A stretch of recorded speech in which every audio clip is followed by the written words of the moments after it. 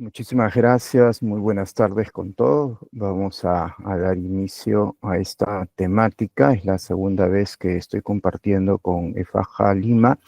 Desde ya mi agradecimiento por permitirme, eh, mediante este espacio, ¿no?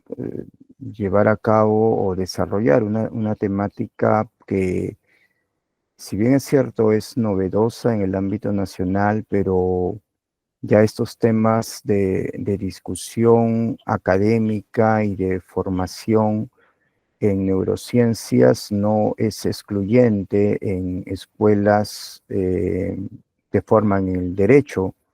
Referencias internacionales, pues tenemos a la Universidad de Yale, Stanford, Harvard mismo, en donde desarrollan tópicos de neurociencias y cómo las mismas se aplican al derecho, ¿no?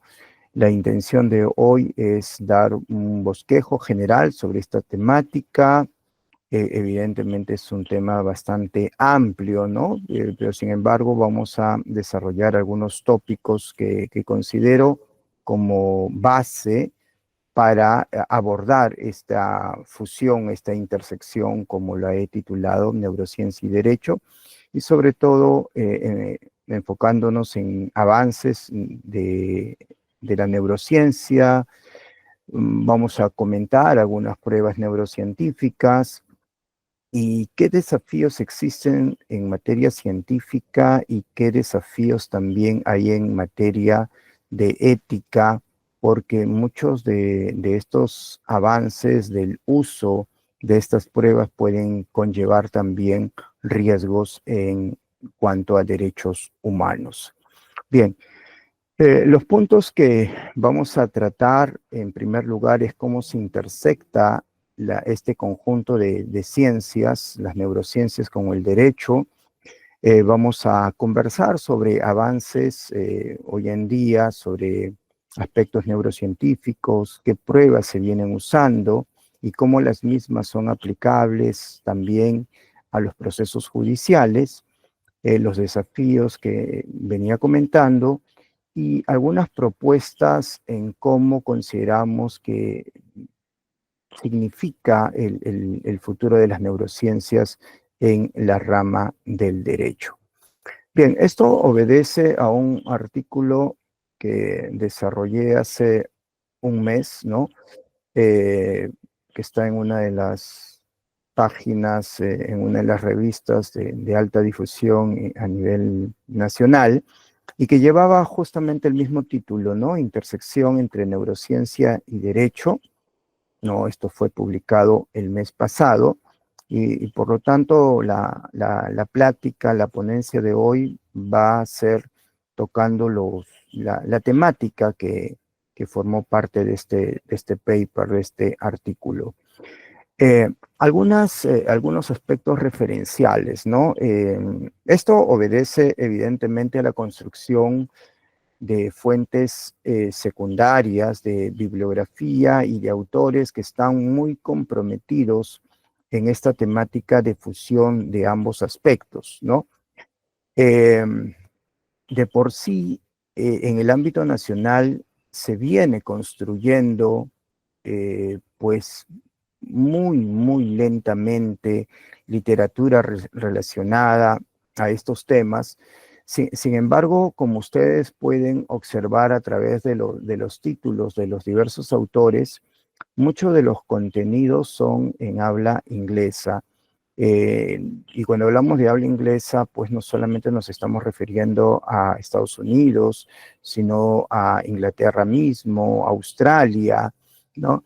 En Europa, algunos trabajos muy interesantes que viene desarrollando el profesor Yenka, ¿no? Que es italiano, que actualmente radica en Suiza, y es un impulsor sobre todo de materias de la protección de derechos humanos, pero desde la perspectiva neurocientífica, es decir, ese término que hoy en día se viene usando como lo concerniente a neuroderechos.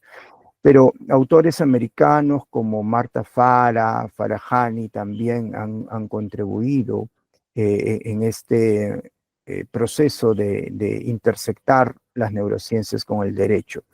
Y en el ámbito latinoamericano es muy interesante el desarrollo académico y las propuestas, ¿no? que tienen como punto de partida en un biólogo investigador que radica en los Estados Unidos, como es José Muñoz, con quien tuvimos la oportunidad de compartir un congreso el año pasado en Colombia, y en la cual pues hay estos acercamientos siempre de índole académico, y el profesor Marinaro, un penalista argentino, un procesalista penal argentino, quienes vamos a comentar también una propuesta muy interesante que hacen a la academia, sobre todo en materia procesal constitucional, porque de pronto nos presentan para discutir la posibilidad legislativa de hacer cambios procesales constitucionales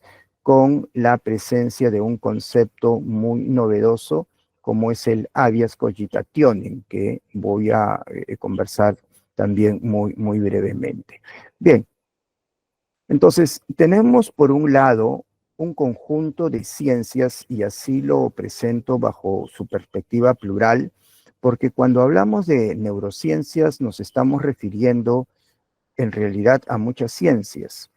Estamos hablando de la neurofisiología, estamos hablando de las neurotecnologías, estamos hablando de aspectos de neuroética, estamos hablando de situaciones como la neurofarmacología, ¿no? O sea, hay muchas ciencias que lo que se encargan es simplemente estudiar el cerebro, el sistema nervioso en general, y por ende ver cómo los seres humanos tomamos decisiones, entender mucho mejor cómo es el concepto o el desarrollo de la adquisición de memoria, por ejemplo, para luego ser utilizado en materia de pericias, ¿no? Dentro o en pruebas testimoniales, o entender las capacidades cognitivas o de voluntad de las personas, ¿no?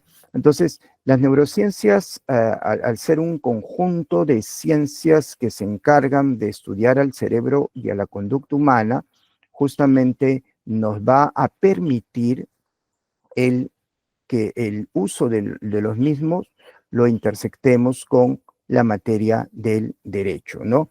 Que de por sí, pues, el derecho como sistema en la cual tiene que ver directamente con la regulación de la conducta humana, evidentemente el derecho no puede aislar en cómo se construye y cuál es la génesis de ese comportamiento, porque el comportamiento humano está basado en biología, gran parte, ¿no? Eh, con ello no estamos excluyendo que el comportamiento humano devenga de condicionamientos sociales, condicionamientos culturales, educativos, ¿no?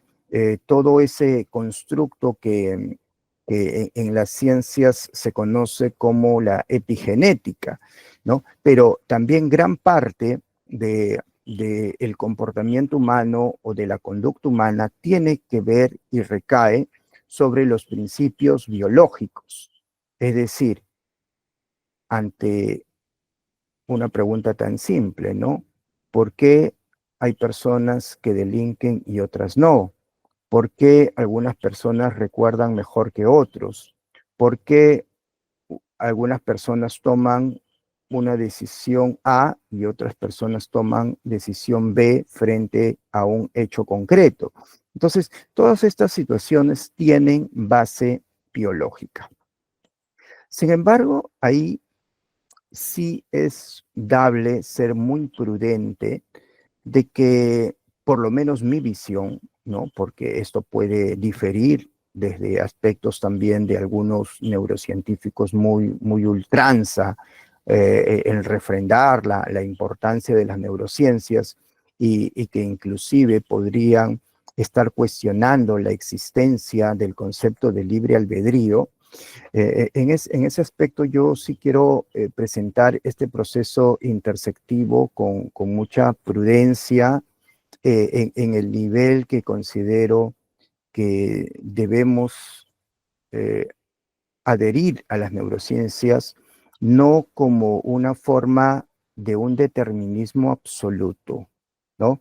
Hay opositores en la llegada de las neurociencias al derecho en función a que posiblemente estemos frente a un neolombrosianismo, ¿no? En donde se le etiquetaba a un delincuente de acuerdo a su forma de rostro, de cráneo, y ahora pues a la luz de las neurociencias tampoco se pretende que se le etiquete a una persona como delincuente o no a través solamente de la mirada de sus neurotransmisores o de sus hormonas, ¿no?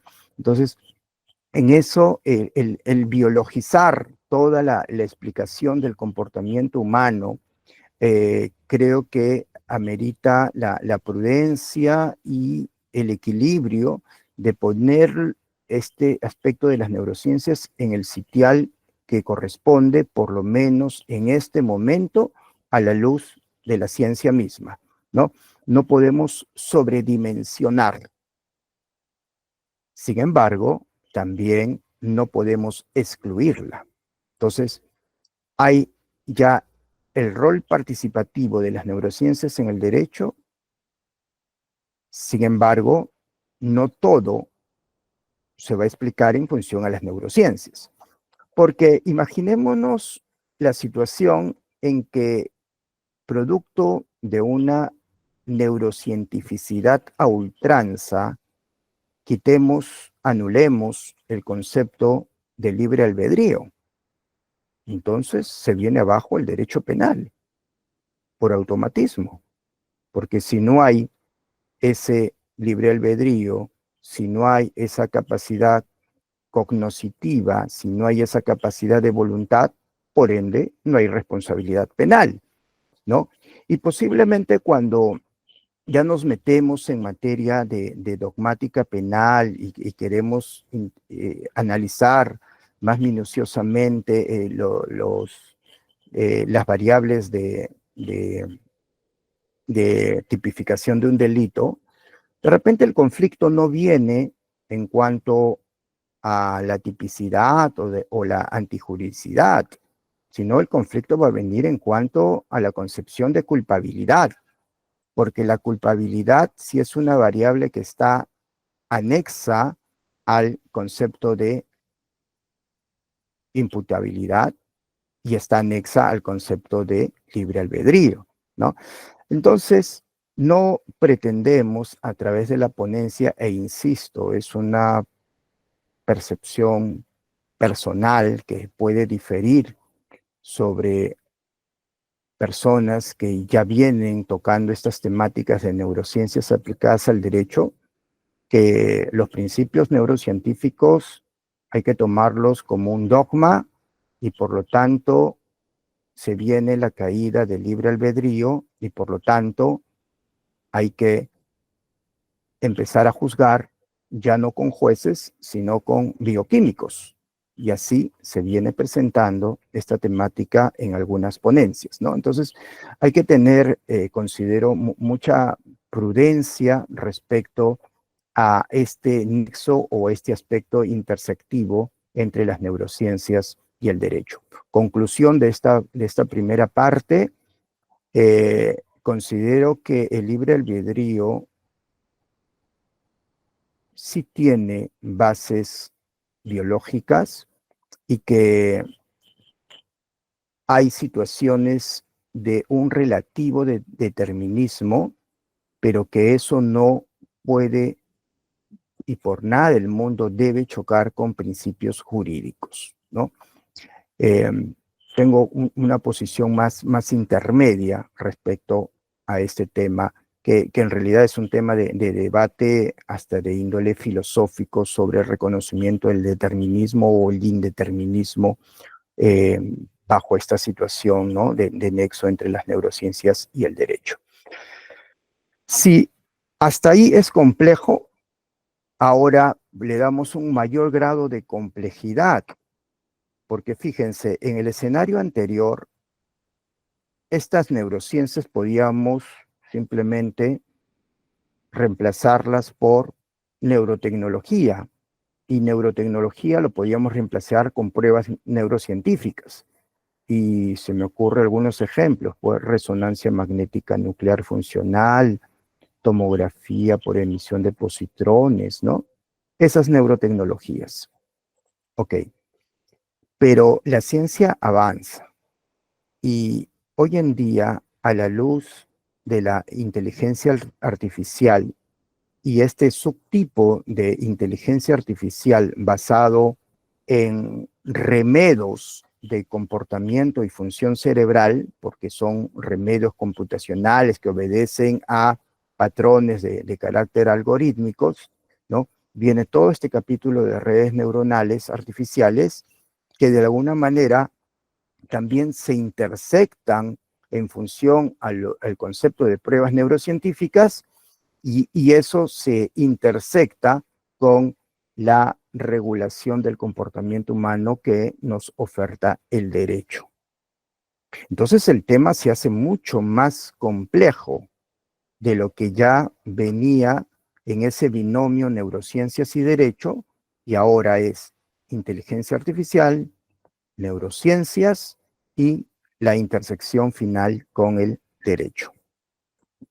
Ahora, ¿por qué es necesario, por lo menos de una manera introductoria, ya abordar esta temática y sobre todo de redes neuronales, que no pienso, no es el propósito de profundizar el día de hoy, pero voy a presentarles una situación muy concreta, muy concreta. Frente a ver la imputación o no de una persona, por lo tanto, evaluar la culpabilidad en materia penal, imaginémonos una situación de homicidio, ¿no? En la cual a esta persona X se le somete a una prueba funcional que se llama resonancia magnética nuclear funcional, ¿no? Es un resonador y se evalúa mediante imágenes. Y en esas imágenes se habla de que hay zonas en donde no hay un correcto funcionamiento cerebral. Por ejemplo, zonas delante del cerebro, que es la zona prefrontal, y por lo tanto esa persona podría inferirse que no tiene esa capacidad de discernir lo correcto del incorrecto, no tiene esa capacidad de tomar una decisión de tipo consciente, de tipo voluntaria, en donde está alterado con zonas conexas, por ejemplo, con las emociones, y por lo tanto eso se explica su conducta homicida o su conducta violenta.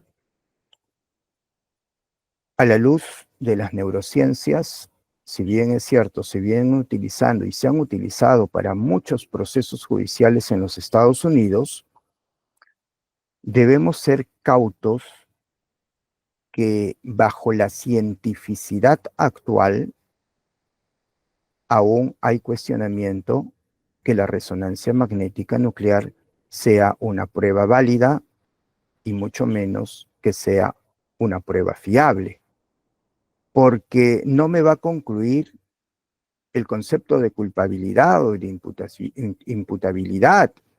Me puede hacer una descripción de alguna característica de esa persona violenta, pero eso no me va a permitir inferir, aislarlo de un proceso judicial y por lo tanto excluyéndolo de la culpabilidad. Entonces, si a la luz de la ciencia y de la neurociencia aún es cuestionable que con la resonancia puedo yo tomar una decisión, imagínense la decisión que podría tomar un juez, entonces decimos, si todavía es insuficiente, necesito de otras herramientas científicas o de otro tipo de tecnología en donde ampliemos su grado de suficiencia, es ahí donde se vienen estudiando estos conceptos. Porque aquí ya no se trata del caso aislado de una persona dentro de un proceso judicial, sino que es la sumatoria de diversos casos en donde yo creo a través de patrones y utilizo la inteligencia artificial. Y eso evidentemente me va a decir si esas características son repetitivas, entonces yo puedo tener mayor probabilidad que esa persona verdaderamente no sea capaz de tomar decisiones. Entonces, las redes neuronales que últimamente, y cuando decimos últimamente, los últimos 5 años, se vienen estudiando para materia de cómo es cómo se crean estos patrones algorítmicos con resonancia, con electroencefalografía, con tomografía de emisión de positrones, entre otros, ¿no? Entonces, en conclusión, complejiza sí, pero le da un mayor grado de cientificidad. A propósito, en este momento vengo corriendo un trabajo de investigación de la maestría justamente en neurociencias, porque lo que queremos probar es que frente a una situación, y esto tiene implicancias en el ámbito, sobre todo el derecho civil, ¿cómo evalúo pericialmente el dolor físico en el contexto del proceso civil? Entonces, el dolor físico clásicamente se ha medido a través de pruebas neurocientíficas, peritajes neurológicos, en donde a la persona se le dice, ¿te duele o no te duele? Sí, sí me duele. Ya, ¿y qué tanto te duele del 1 al 5? Me duele 5. ¿Se imaginan ustedes eso en un proceso de una demanda por un acto o un daño y la persona quiere reclamar una indemnización? Entonces, ¿es suficiente eso? No. Necesitamos otras formas de medición, es decir, que la ciencia tiene que buscar alternativas que nos den un mayor grado de cientificidad. Entonces, ¿qué es lo que estamos haciendo actualmente? Estamos utilizando esos mismos parámetros, pero ahora enriqueciendo con electroencefalografía. electroencefalografía. Estamos enriqueciendo con eh, frecuencia cardíaca, por ejemplo, porque hay cambios cuando hay la intensidad, cuando hay el dolor, no cambia la frecuencia cardíaca. Entonces, todo esto lo estamos llevando a un modelo basado en redes neuronales, y bueno, pues les estaré compartiendo de aquí a un año luego de desarrollar ese trabajo de investigación que en este momento esté en materia de proyecto. Pero solamente para decirles cómo esto se puede complejizar. Bien, en simple, las neurotecnologías lo que van a hacer es estudiar esta maquinaria llamada cerebro, van a estudiar todo nuestro sistema nervioso, ¿no? A este cerebro con dos hemisferios y que pesa aproximadamente 1.400 gramos, que dentro de su interior hay cerca de 100.000 millones de neuronas que se conectan la una con la otra. Pero ¿podemos hoy en día, entre comillas, leer el cerebro? Sí. Para eso existen las pruebas neurocientíficas. Tenemos desde las más variadas como uso de resonancia magnética nuclear funcional o realizado por neurofisiólogos, los clásicos electroencefalogramas, que de acuerdo al tipo de ondas que se van formando, podemos decir si una persona está atenta, no está atenta, si una persona activa o no activa su memoria, si una persona está en estado de pasividad, si una persona está durmiendo, si una persona está durmiendo en sueño profundo, todo eso lo podemos hacer mediante estos trazados electroencefalográficos. Pero también a la luz de las neurotecnologías existen mecanismos en que podemos manipular las acciones y funciones cerebrales. Claro, en el ámbito de reposición de algún tipo de déficit, bienvenido, ¿no? Son los clásicos interfaces cerebro-computadora en donde se conectan una especie de chips, ¿no? En zonas del cerebro o que puede ser a nivel de la médula espinal, por ejemplo, este caso, donde una persona había perdido su función por acciones del nervio, de la raíz nerviosa, y por lo tanto, pues, a través de estas técnicas de estimulación cerebrales, computadoras, la persona con el solo pensar puede empezar a mover sus brazos y a tener la sensibilidad correspondiente. Entonces, hasta ahí no es un aspecto cuestionable, porque bienvenido que una persona, por ejemplo, con un cuadro de déficit motor de todo el cuerpo, eso se llama cuadriparesia, cuando no podemos mover brazos, no podemos mover piernas. Entonces, ahí las situaciones de reparar ese déficit, bienvenido. Pero se imaginan que esto todo, al ser llevado a softwares especializados, podrían estar obteniendo data no autorizada, porque autorizamos para que funcione mi aparato motor, pero no autoricé para que hagas lectura de mis trazados electroencefalográficos. No autoricé para que a la par tú puedas ver cómo es mi comportamiento frente a situaciones de frustraciones, frente a situaciones de estrés, frente a situaciones si yo estoy atento, no estoy atento. Entonces, ahí es donde el derecho también tiene que poner mucha atención, porque a veces la obtención de una data, la obtención de una información puede ser manipulada, ya sea a través de la lectura o ya sea a través de el estímulo correspondiente. Y ahí es donde tenemos que plantear mucha reflexión, ¿no? Cuando hablamos del cerebro y la responsabilidad penal, justamente es el aspecto que les comentaba, ¿no? Cuando hablamos de responsabilidad penal, la variable que considero es una variable más compleja, es el tema de la culpabilidad cuando hacemos tipificación de un delito determinado. Y esto tiene que ver con libre albedrío y por lo tanto tiene que ver también con cuestiones de nuestra conciencia, con aspectos cognitivos, y para ello se han venido estudiando, se han utilizado algunas herramientas neurotecnológicas que midan, que mapeen, ¿no? Que diagnostiquen, que evalúen y que luego esa información lo convierten en una pericia, en una prueba pericial. Esa prueba pericial la lleven a un proceso judicial para que sea admitida y al final sea valorada. Entonces, por ejemplo, el uso de resonadores o de resonancia magnética funcional busca, en efecto, medir actividad cerebral, pero la actividad cerebral la hacen a través de cambios en cuanto al flujo. Voy a explicar muy brevemente.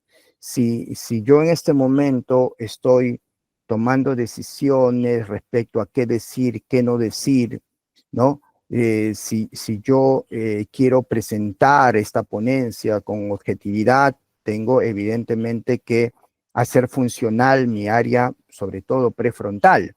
Entonces, si en este momento yo estuviera en un resonador, posiblemente habría más flujo en mi área prefrontal por el tipo de actividad que estoy desarrollando.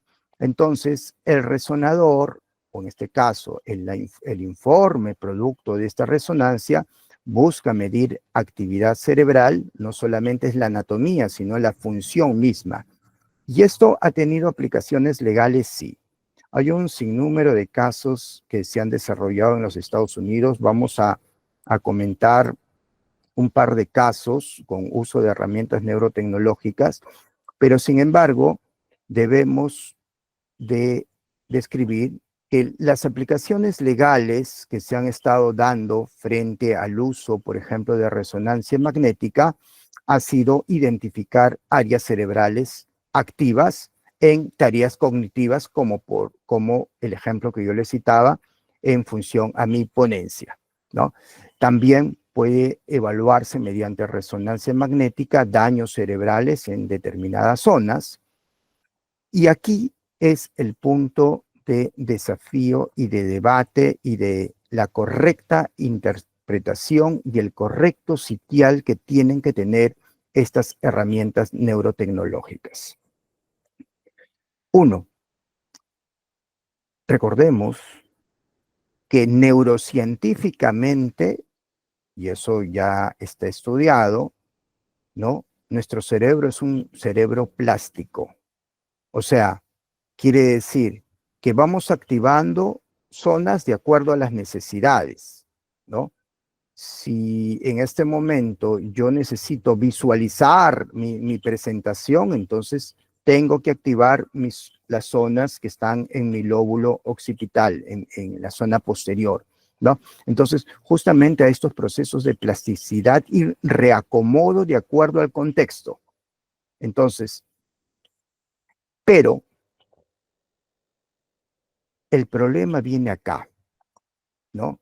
Y estos son estudios que ha desarrollado, pues, hace poco, hace 6 años, Marta Fara, en donde viene el problema de la confianza frente al uso de estas herramientas. Porque la primera conclusión a la cual llega esta autora es de que el espectro a través de el informe pericial basado en un resonador tiene una alta variabilidad. Entonces, si hay una alta variabilidad, puede ser de una forma, puede ser de otra, puede ser de tercera, cuarta, quinta forma. Y lo otro, que dentro del proceso de interpretación de datos es muy complejo. Entonces, yo no puedo usar esta herramienta como una forma absoluta y decir, esta persona miente, esta persona dice la verdad, esta persona tomó la decisión conscientemente, esta persona no la tomó conscientemente. No, es un imposible que a través de una herramienta tan sofisticada podamos llegar a la luz de la cientificidad actual a ese tipo de conclusión. Y ahí es donde yo les decía, démosle a las pruebas neurotecnológicas, neurocientíficas, el lugar que les corresponde. ¿Y dónde es el lugar que les corresponde? La complementariedad, no la absolutez a través de un informe pericial. Porque desde el punto de vista de la fiabilidad y la validez, sería una prueba altamente cuestionable, ya llevándolo a un proceso judicial. Imagínense que la defensa, ¿no?, de una persona condenada a un delito de homicidio quiere o apela en segunda instancia, en la cual dice no, acá la persona en realidad es inimputable porque le hemos hecho una resonancia magnética nuclear cerebral y en la cual hay disfunción de su área prefrontal. Por lo tanto, solicitamos, ¿no?, que se declare nulo la sentencia anterior. Sí, pero a la luz de la cientificidad, lo primero que le preguntaríamos es, a ver, lo que tú dices, y sin basarnos en estos criterios legalistas o normativistas que nos plantea, por ejemplo, los criterios de Dauber, ¿no? Pero igual, siguiendo la misma lógica, ¿cuál es el margen de error? ¿Lo conocemos? Desde la perspectiva científica, ¿se puede hablar de un margen de error menor del 2%? Y si alguien lo dice, ¿dónde lo dice y cómo se estudió? ¿Cuántos pacientes se estudiaron? ¿Cuántas personas dentro de un proceso judicial? ¿O es un caso aislado? Entonces, si es un caso aislado, ¿cómo podemos hablar de márgenes de error? ¿Cómo podemos hablar de aprobación unánime de una comunidad científica? ¿no?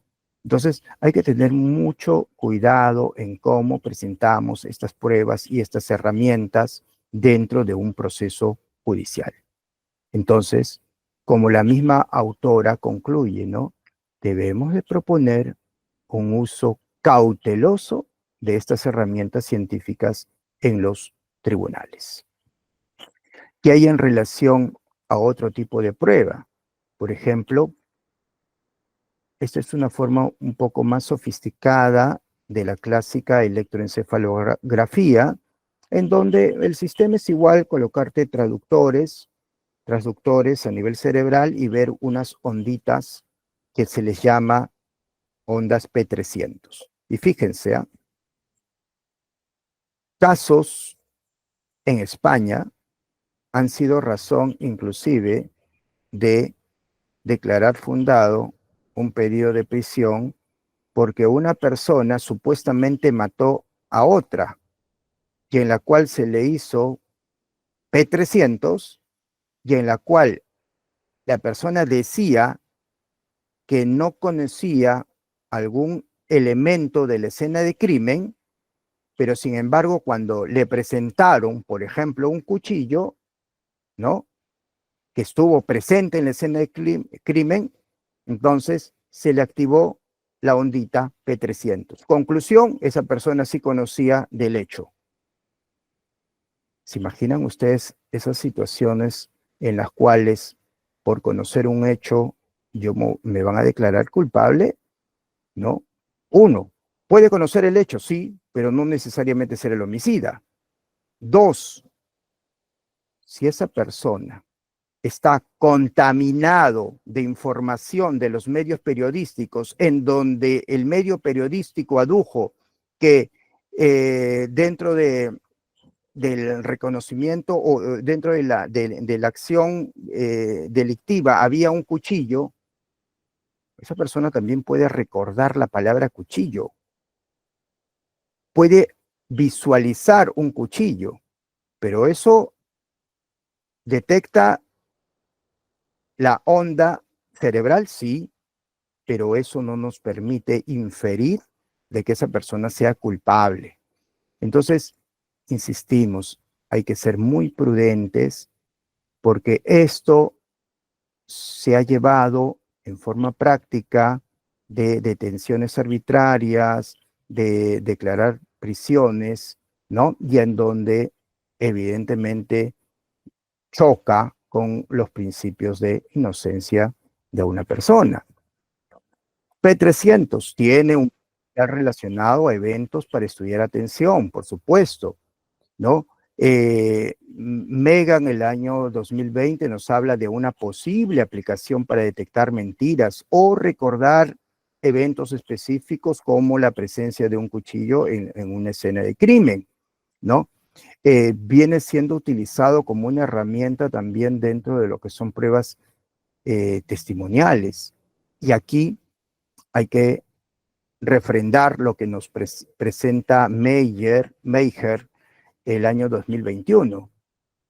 El uso de P300 no nos garantiza la precisión del recuerdo, ni tampoco nos garantiza el contexto de la memoria. Y eso es a la luz de la ciencia, ¿no? Existen riesgos de interpretaciones erróneas.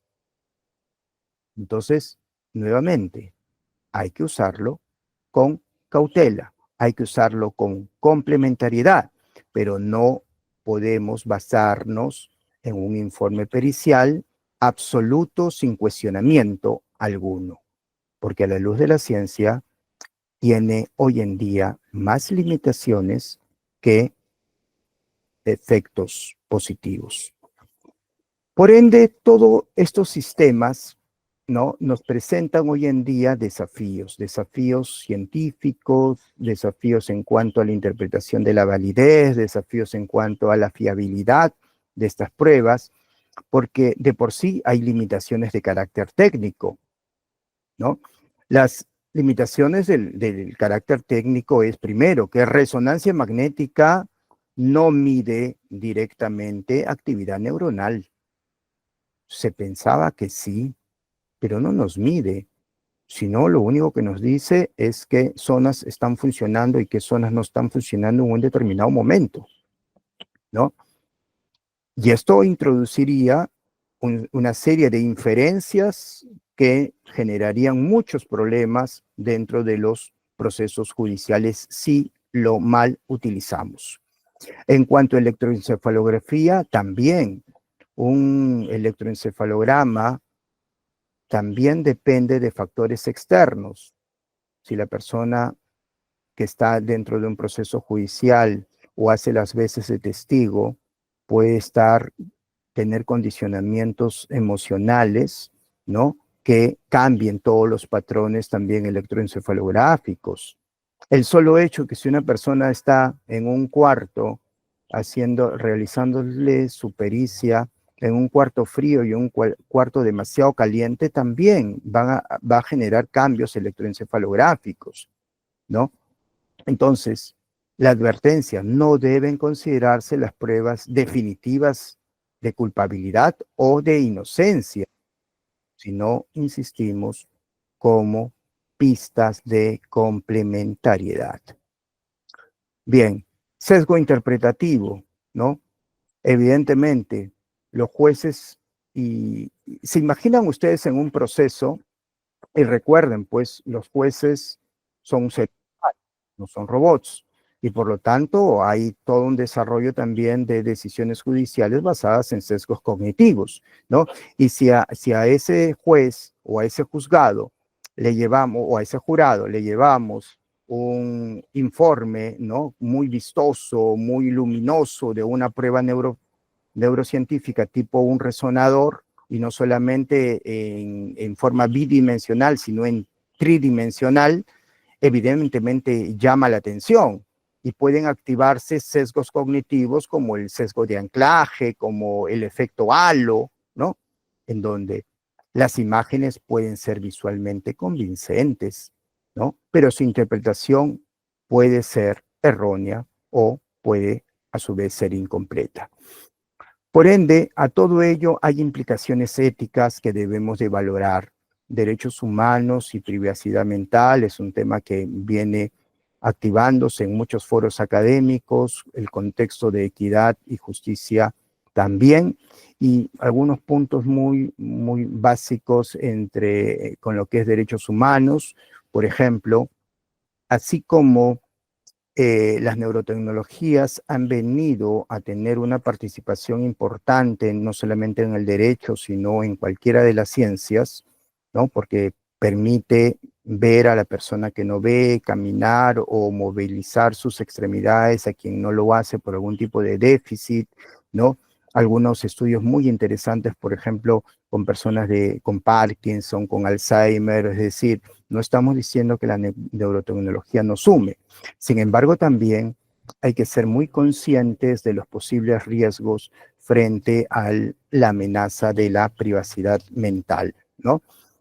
Y es ahí que dos cositas muy puntuales con estas propuestas que nos hacen estos académicos Muñoz y Marinaro, y es una propuesta de este año que a propósito se pretende plantear como un proyecto de ley en Argentina.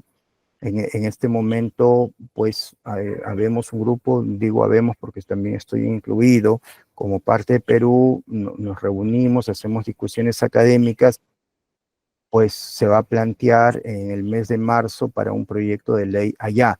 ¿Qué se está proponiendo? Un concepto muy novedoso, el concepto de habeas cogitationis. El habeas cogitationis es una forma procesal, constitucional, en lo que se busca es que así como el habeas corpus genera protección, el habeas data nos genera protección, también es buscar una forma de protección de algo tan específico como es el derecho a no revelar pensamientos a través de las tecnologías invasivas, ¿no? Entonces, este es un proceso que todavía está en construcción. Hay dos autores, Yenka y Andorno, que vienen trabajando mucho en materia de neuroderechos, en cómo estas a través de sistemas regulatorios podemos de alguna forma garantizar el sobreabuso también de las neurotecnologías, ¿no? Y las tecnologías como resonancia deben aplicarse evidentemente de manera ética, respetando todo tipo de principio, ¿no? De libertad, de privacidad. En cuanto a justicia y equidad, se busca que cuando una persona acceda no se base en función, imaginémonos dentro de un proceso judicial, no se trata de el uso o no uso solamente por razones, por ejemplo, de índole económico. Eso generaría una desigualdad frente a este requerimiento pericial. Dos casos puntuales, el caso Brian Dugan, ¿no? En donde fue sentenciado, ¿no? Por violación y asesinato. La defensa hizo uso de imágenes, neuroimágenes, resonancia magnética nuclear, funcional para evaluar capacidad de autocontrol, ¿no? El resultado fue que lo que concluyeron los jueces, la actividad cerebral está reducida, o esto es a través de las pericias que se hicieron, la actividad cerebral estaba reducida en áreas de control de impulsos, sin embargo, no fue eximido de la pena capital, ¿no? El caso Aditi es un caso muy reciente, del año 2008, en donde se aplicó P300 que les comentaba, también en un proceso de un supuesto asesinato, para saber si Aditi Sharma conocía o tenía indicios de conocer un crimen determinado o se les daba algunas variables de la escena del crimen, y a esta persona se le sentenció allá en la India. Esto evidentemente en la comunidad académica, científica, generó controversia porque se trata de una prueba criticada por su falta de ¿qué? De fiabilidad. ¿Y quién lo dice? Una de las impulsoras también de la neuroética, que es Farahani, que trabaja en la Universidad de Duke, ¿no? Entonces, necesitamos protocolos muy rigurosos para integrar la neurociencia dentro de estos procesos judiciales. ¿Y cuál es el futuro que vemos en cuanto a las neurociencias? Es de que hoy en día ya la comunidad del derecho no puede desconocer la existencia de la misma. Cada vez las neurociencias van a tener un papel mucho más importante. Tenemos que ser conscientes de que tenemos que darle el sitial que corresponda, no darle un sitial superlativo, ser muy cautelosos, muy equilibrados. Tenemos que tomar decisiones basadas en ciencia, en evidencia, con el fin, pues, de justamente justificar la complementariedad dentro de un análisis legal y moral. Y esto tiene que basarse en cuestiones éticas muy sólidas, por ejemplo, regular, ¿no? Hay una iniciativa muy interesante en Argentina para un cambio en su código de procedimiento penal con el fin de incluir que dentro de las pruebas periciales se incluyan las pruebas neurocientíficas, pero las mismas tienen que tener la aprobación obligatoria del juez y el consentimiento de a la persona que se le va a someter al proceso de la pericia basada en resonancia o cualquier otra neurotecnología. ¿Qué otras recomendaciones claves? Es necesario la creación de protocolos estandarizados. No lo hay. Y eso puede ser hoy en día un punto hasta de cuestionamiento. Si se advierte de la presencia de una prueba neurocientífica, puede ser hoy en día altamente cuestionable, porque lo primero que se le preguntaría al perito, ¿y cuál es su protocolo? ¿Está estandarizado? ¿Está validado? ¿Hay una comunidad científica que lo respalda? No existen protocolos, ¿no? No existen protocolos estandarizados. Necesitamos imperiosamente formarnos en esta materia, como les decía, universidades importantes como Yale, Stanford, Harvard, vienen desarrollando dentro de la formación del abogado materias como las neurociencias. Hay foros de debate entre alumnos del derecho con alumnos de psicología. Sin ir muy lejos, Medellín, la Universidad de Medellín tiene esos foros activos, haciendo una revisión a nivel nacional. Realmente una universidad en pregrado dicta neurociencias para la formación del derecho y lo dicta en calidad de curso electivo, ¿no? Entonces necesitamos más de este conocimiento en materia judicial. En efecto, mayor inversión en aspectos de investigación y lo que se busca es de que estas tecnologías promuevan la justicia, pero sin comprometer a la misma. Como conclusión, insistimos en este tema, ¿no? Un uso racional, un uso responsable de estas neurotecnologías. Hoy en día, a la luz de la cientificidad del 2024, pasan a ser pruebas y herramientas complementarias, no definitivas en procesos legales. Tiene que haber un debate activo sobre la afectación de derechos humanos que acarrea el uso de las mismas, y lo que se busca también es garantizar medidas regulatorias, ¿no? Cambios de repente procesales constitucionales como estas iniciativas del habeas cogitationem u alguna otra herramienta legal que proteja el sobreabuso de la neurotecnología como herramienta pericial. Bien, muchísimas gracias. Eso es lo que he querido compartir el día de hoy y quedo presto también si es que hubiera alguna pregunta. Gracias, doctor Hansen, por la excelente disertación. Bien, invitamos a los asistentes a hacer preguntas al doctor. Sí, estoy leyendo, se puede hablar de la existencia de un cerebro moral. Ya. Bueno, cuando entramos pues a estas líneas de índole filosófico, ¿no? Estas construcciones, evidentemente hay un debate muy rico y muy saludable para poder fortificar el tema de las neurociencias. Lo que nos pregunta Manuel directamente es sobre el cerebro moral, ¿no? Quizás para un determinista a ultranza te diría pues que sí, la moralidad de las personas está predestinado de acuerdo a cómo sea su nivel de oxitocina, su nivel de adrenalina, su nivel de dopamina, ¿no? O sea, darle una connotación altamente biologizado. Pero sin embargo, consideramos que la construcción moral, que es algo muy aislado con la ética en sí, que tiene que ver con lo regulado, la construcción moral no considero que debemos de adherirla a cuestiones estrictamente biológicas, ¿no? Estrictamente biológicas.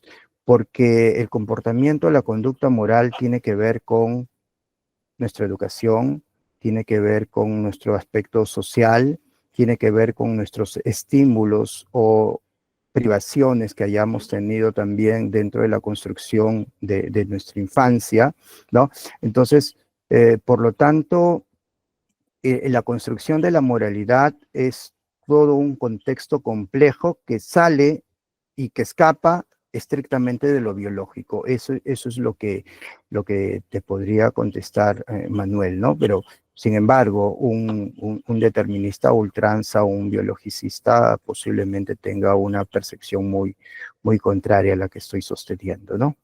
¿Alguien levantaba la mano? De nada, Manuel. Sí, Sisa está alzando la mano. Sí, te escuchamos, Sisa. Tu audio está apagado. Ahora, Ahora sí. ya, disculpe. Yo leí que en Chile va a haber una protección en neuroderechos y lo van a aplicar en su constitución acerca de los derechos del cerebro. ¿Usted cree que a futuro se pueda dar eso también en nuestro país? Eso, bueno, es una noticia del 2021, no sé, no he vuelto a chequearla, pero me acordé de esto de acuerdo a lo que usted está señalando en la ponencia que ha dado el día de hoy. Ujú. Sí, gracias, Isa, por la pregunta. En efecto, lo que dices es muy cierto.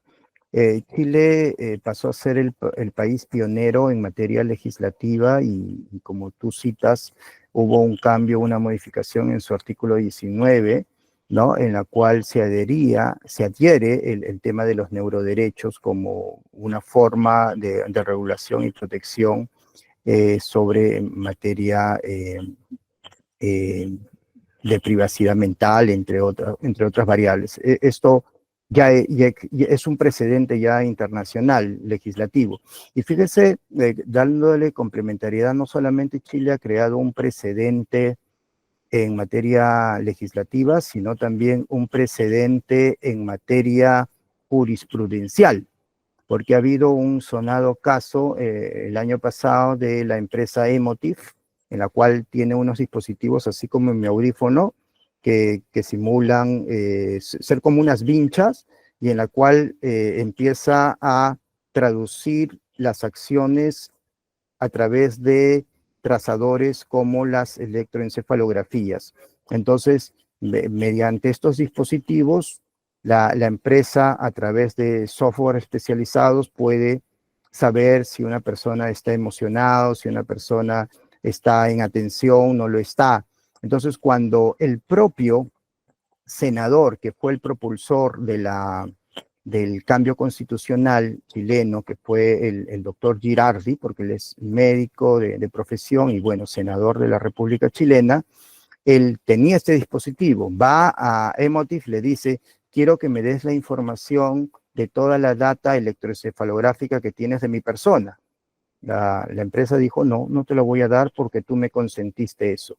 Entonces, al final, esto generó una demanda que llegó hasta la Corte Suprema y la Corte Suprema resolvió a favor de Girardi, ¿no? Entonces, Chile nos oferta no solamente este antecedente jurisprudencial, sino también en materia legislativa que tú comentaste.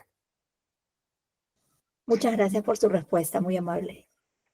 Y algo muy breve, resolviendo a tu inquietud, y esto en el Perú, bueno, hay iniciativas, ya esto lo hemos conversado, nos hemos reunido con gente de la Comisión de Tecnología, también con gente de la Comisión de Justicia, hay algunas posibilidades que... Ahí la forma no la tenemos clara todavía, ¿ya? Porque es un tema todavía que hay que darle vueltas, pero no sé si es cambio constitucional, que al final es lo más complejo, puede ser una ley específica o como ya se está dando en el caso de la reglamentariedad de la ley de base de datos, ya el propio Minjus ya ha decidido incluir los datos cerebrales como datos sensibles. Ya eso es el adelanto que les puedo dar. Gracias nuevamente. De nada. Bien, doctor Renzo también ha levantado la mano. Sí, sí, Renzo, te escuchamos. Buenas tardes, doctor Hansel Vega Ramos.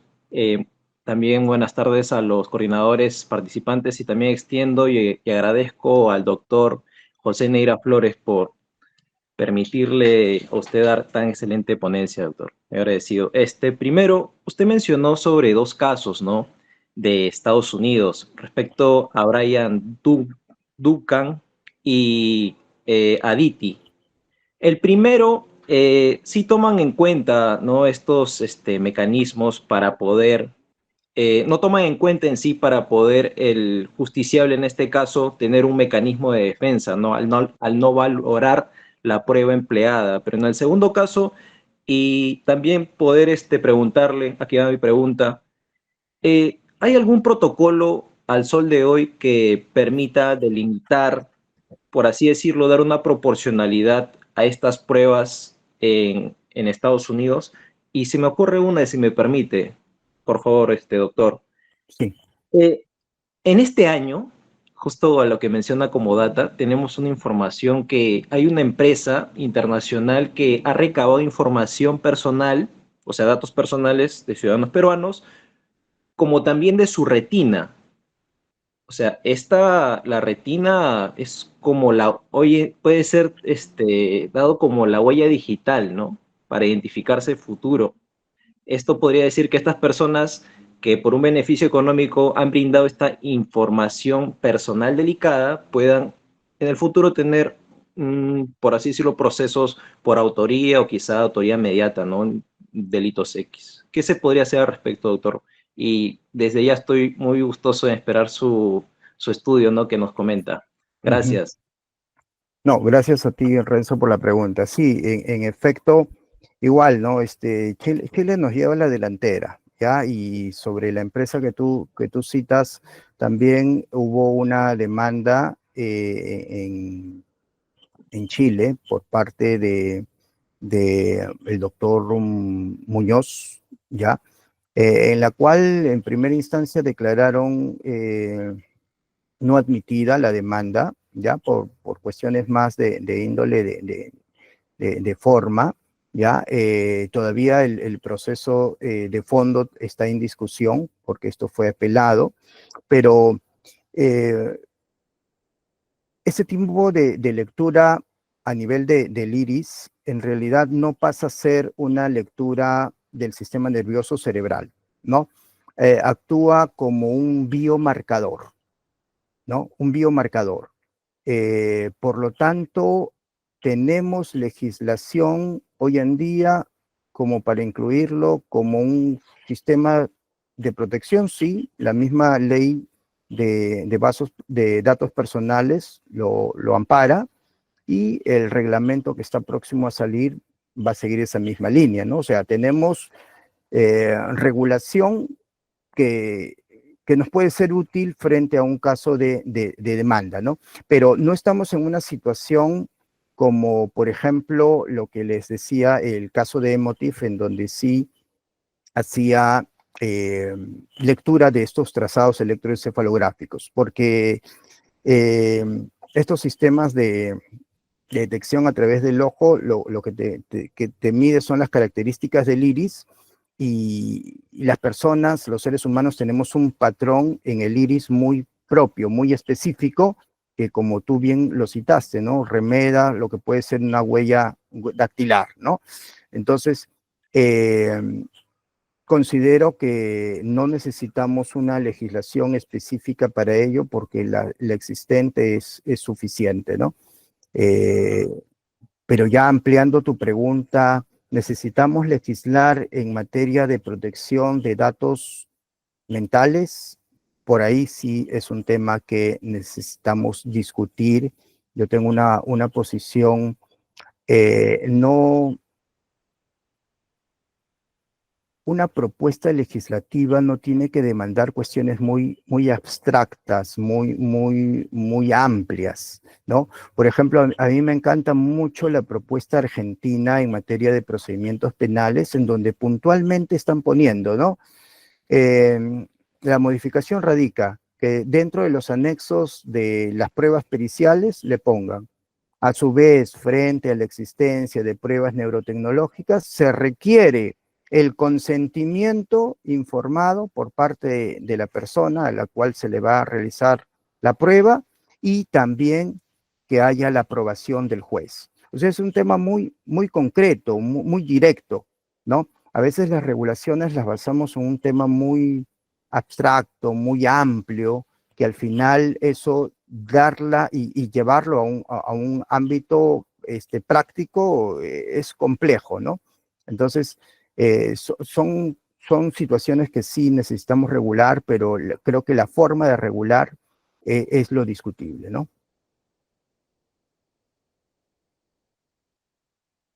Bien, gracias.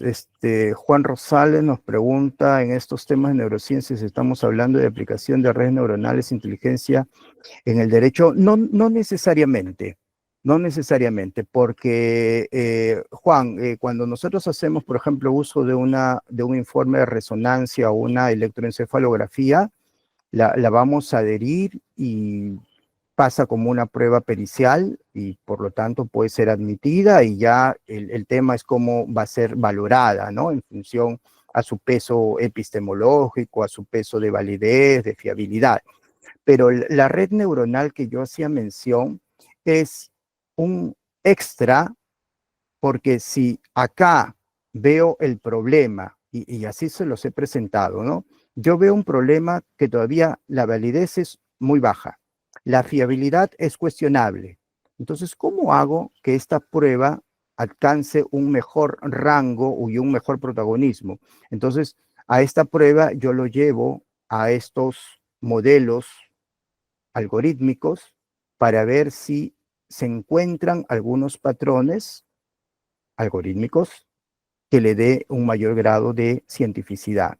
Entonces ahí yo tengo dos posibilidades, que la red neuronal sume o que la red neuronal me arroje lo mismo que me arroja la cientificidad actual, ¿no? Entonces, ese es un tema que todavía está en proceso de investigación, ¿no? Entonces, en conclusión, los temas de neurociencia no necesariamente tienen que ver con redes neuronales o inteligencia artificial. Bueno, Karim nos pregunta, en un caso de negligencia médica, ¿se encuentra en espera el resultado del informe de resonancia magnética para determinar las secuelas por la intervención médica tardía? Esto se encuentra en trámite por un caso de un recién nacido con un diagnóstico de ictericia por un elevado nivel de bilirrubina. Completa la inobservancia del protocolo.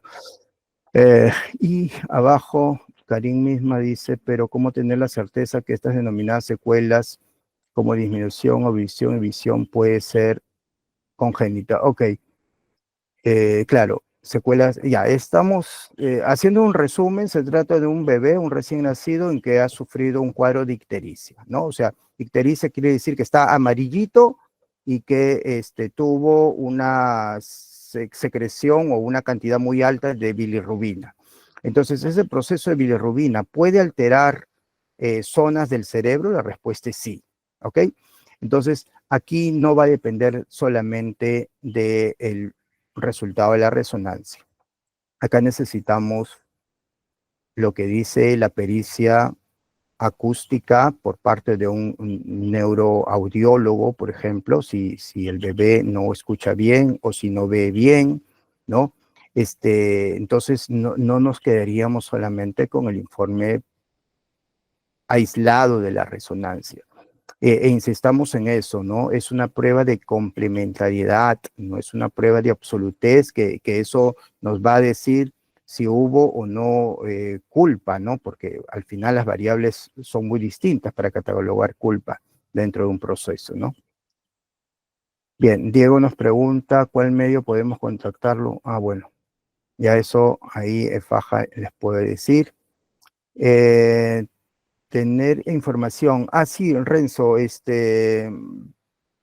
tenemos algunos artículos en LP, ya, ahí nos puede seguir, ¿no? Y después, bueno, algunos artículos universitarios que les puedo hacer llegar también vía redes sociales. Me encuentran como Hansel Vega en las redes y ahí les puedo facilitar más información. Sí necesitamos, ¿no? Y aprovechando tu comentario, necesitamos que se construya más el conocimiento de neurociencias, ¿no? Eso es un objetivo muy personal que tengo y qué bueno que existan ya estos espacios como para poder un poco relacionar ya esta temática con el derecho, ¿no? Y es por eso que va mi agradecimiento muy especial, muy particular al doctor Neira, que siempre es muy sensible con este tipo de temáticas, de nuevas tecnologías, de estas propuestas distintas, ¿no? Y por ende le envío también mi saludo y por supuesto de Faja, ¿no? Del mismo modo, doctor, muy agradecidos también por la colaboración con EFAJA Lima. En nombre del doctor José Antonio Neira Flores, agradecemos su participación el día de hoy en tan excelente ponencia, ¿no? Muchas gracias, doctor. Ok, muchísimas gracias. Muy buenas tardes con todos.